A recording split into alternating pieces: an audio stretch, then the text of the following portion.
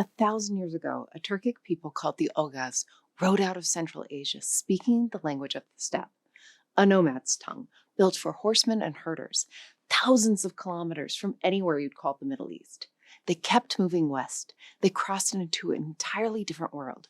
Their descendants built one of the largest empires in human history, the Ottoman Empire, ruling over Greeks, Arabs, Persians, Armenians, and Slavs. They buried their own language under centuries of borrowed Persian poetry and Arabic vocabulary until the people running the empire were speaking something the average person back home couldn't even understand. And somehow, at the end of all of it, after the migration, the empire, the centuries of foreign influence, they were still speaking the same language they started with. Not Persian, not Arabic, not the tongue of any people they ruled. Turkish stayed Turkish. This is the story of how a language survives everything that should have changed it. Welcome to the Airlearn Language Show.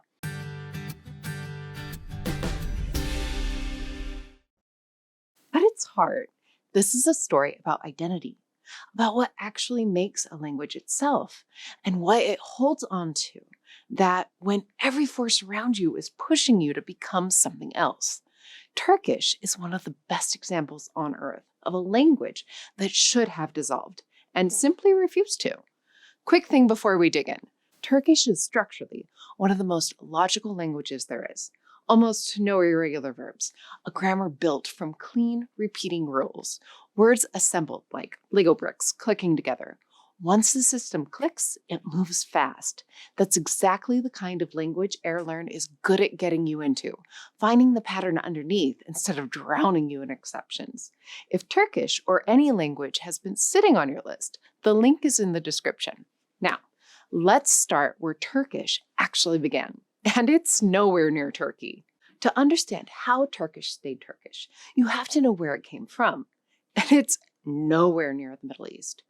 Turkish belonged to the Turkic language family, a group with no connection to Arabic, no connection to Persian, and no connection to Indo-European languages of Europe and India.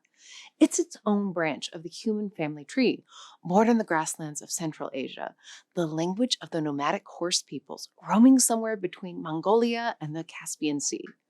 Its closest living relatives are still out there, scattered across that vast region. Azerbaijani, so close, a Turk and an Azerbaijani can roughly follow each other.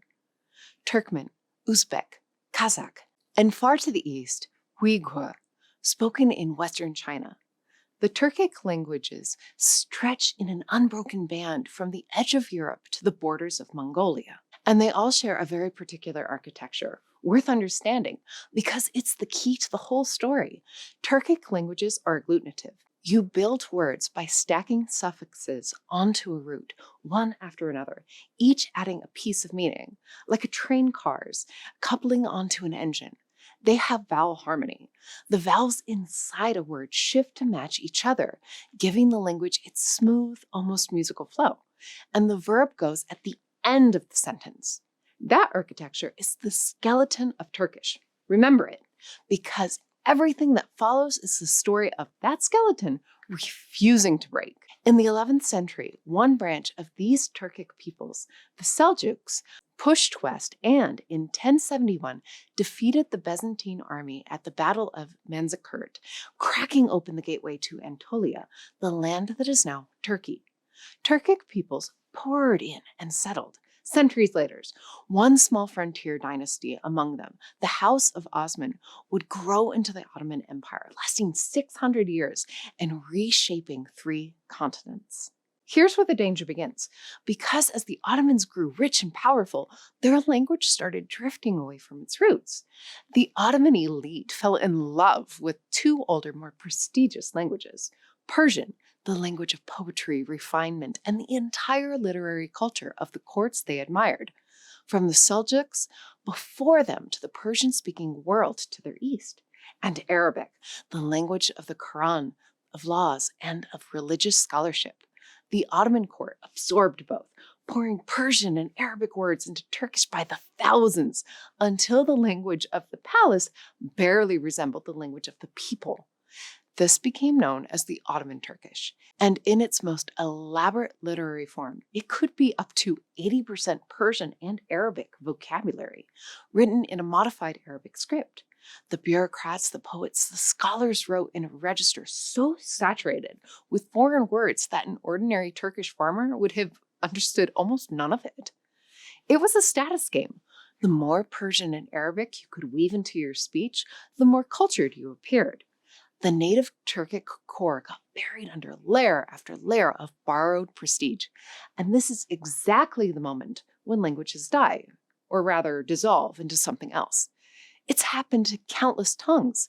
The elite adapts a fancier language, prestige follows one direction, and over generations, the original is hollowed out from the inside until nothing's left but loanwords. By every expectation, that should have been Turkish's fate. It wasn't.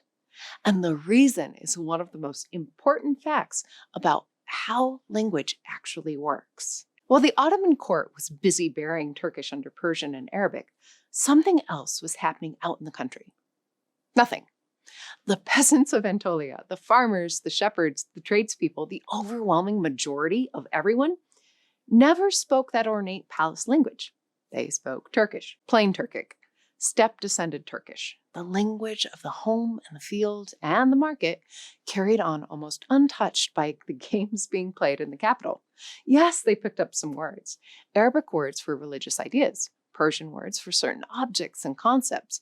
The everyday word for book, kitab, is Arabic. That's normal.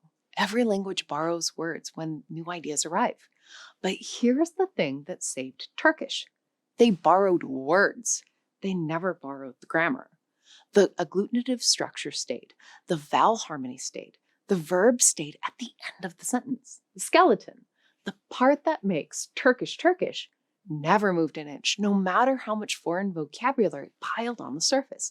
And this is the deep lesson hiding inside the whole story. Vocabulary sits on the surface of a language. It's easy to borrow. You hear a useful word, you start using it. It costs nothing. But grammar is the foundation. The way you build a sentence is wired into you in childhood, beneath conscious thought, and it almost never changes because you've adopted some foreign words. A language is not its vocabulary. A language is its grammar. You can drape Turkish in as much Persian and Arabic as you like, as long as the underlying structure stays Turkic. The language is still fundamentally Turkish, and the structure never broke. But this raises a fair question. Plenty of languages have had their grammar reshaped by outside contact. Why did Turkish hold so firmly when others didn't? Take Persian. Persian is an ancient, sophisticated, beautiful language, and yet today it carries roughly half its vocabulary from Arabic, and it's written in Arabic script. Persian bent far more than Turkish ever did. Why? The difference comes down to one thing: power. Persia was conquered. In the 7th century, the armies of the Rashidun Caliphate swept out of Arabia and shattered the Sasanian Empire, the last great pre-Islamic Persian dynasty, gone within about 2 decades. For generations afterwards, Persians lived under Arab rulers, the Umayyads, then the Abbasids, whose language carried all the prestige and authority. When you're the subordinate, when the people above you speak another language, your own language bends towards theirs. It's almost gravitational. That's how New Persian ended up written in Arabic letters, have its vocabulary borrowed from its conquerors. The Turks were never in that position. The Oghuz and the Seljuks and the Ottomans who came after them weren't conquered and absorbed. They were the conquerors. They built the empire. They sat at the top of it. The Turkish-speaking Ottoman Sultan didn't answer to anyone who spoke Persian or Arabic. He ruled over the people who did, including the Arab heartlands themselves. And when you're the one in charge, you have no reason to surrender your language. You borrow the fashionable words because they're fashionable, but you never give up the language itself because nothing is forcing you to. That's the insight that explains the whole thing, and it's far bigger than Turkish. You can see the same pattern in India, where the Persian-speaking Mongol court turned the local language into Urdu, soaked in Persian and Arabic. Languages don't bend towards the cultures they admire. They bend towards the people they have to obey. Turkish stayed Turkish because the Turks never had to obey anyone. The structure held because the people holding it were never beneath anyone who could break it. And then, in the 20th century, Turkish did something almost no language has ever done. It went into reverse. The Ottoman Empire collapsed after the First World War, and out of its ruins in 1923 rose the modern Republic of Turkey under Mustafa Kemal Ataturk. Ataturk looked at the old Ottoman language, that Persian and Arabic soaked court tongue written in Arabic script, and decided to strip it back down to its Turkic core. What followed was one of the most aggressive language reforms in history. In 1928, almost overnight, Turkey abolished the Arabic script and replaced it with a brand new Latin alphabet built specifically for Turkish sounds. An entire nation had to relearn how to read and write. Within a generation, centuries of Ottoman writing became unreadable to ordinary people. Then came the words. Ataturk's government founded the Türk Dil Kurumu, the Turkish Language Association, with a mission to hunt down Persian and Arabic loanwords and replace them with Turkic ones. They revived forgotten words from the old steppe heritage. They coined new ones from Turkic roots. Deliberately, systematically, they peeled the borrowed layers back off. It was the Ottoman court's centuries of borrowing run in reverse. The prestige words that had borrowed Turkish were dug back out, and the underlying language, the one that the Anatolian villagers had quietly kept alive the whole time, was lifted back to the surface and made the official language of a modern nation. So, how did Turkish stay Turkish? Partially because the people at the bottom, the Anatolian farmers and shepherds who never stopped speaking it, who held the grammar steady for centuries, while the Ottoman elite played with foreign words on top. Partially because of power, because the Turks were the rulers, never subordinate to anyone whose language could pull theirs apart, and partially because of Ataturk's deliberate dramatic decision to scrape the borrowed layers off and return the language to its roots. Today, modern Turkish carries only around 14% Arabic vocabulary, a fraction of Persian's 50, less than Urdu's 25. Of all the major languages that spent centuries surrounded by Persian and Arabic, Turkish held its ground the hardest. And the reason matters far beyond Turkey. It tells you what a language actually is, not its words. Words come and go, borrowed and discarded, drifting in and out with fashion and power.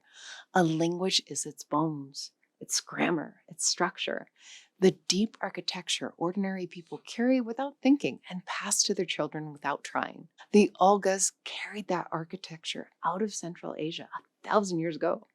The Ottomans wore Persian and Arabic over it like borrowed clothes for a few centuries. And then Ataturk's republic took the clothes off. Underneath, it had been the language of the steppe the entire time. If this makes you want to take on Turkish, that clean, logical, built from the roots up language that outlasted an empire, Airlearn is a great place to start. Once you see the structure underneath, it moves faster than you'd expect. Links in the description. See you in the next one.